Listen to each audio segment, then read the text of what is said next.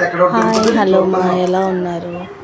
ఈరోజైతే నేను ఒకరు అడిగారు అల్లం పచ్చడి బీరకాయ పచ్చడి ఎలా చేస్తారు చెప్పండి అని. అల్లం పచ్చడి అయితే టిఫిన్కిను, బీరకాయ పచ్చడి అయితే భోజనానికి అని అన్నారు. ఎలా చేస్తారో కొంచెం చెప్పండి అంటే నేను ప్రిపేర్ చేస్తున్నాను. ఆ టైంలో నేను ఇంకా వీడియో చేయాలనిపించింది. అల్లం పచ్చడి ఇది బీరకాయ పచ్చడి కూడా బాగా ఈ ప్రాసెస్లో వీడియో తీసి మీతో మాట్లాడాలని అనిపించింది నాకు. అందుకే నేను మాట్లాడుతున్నాను.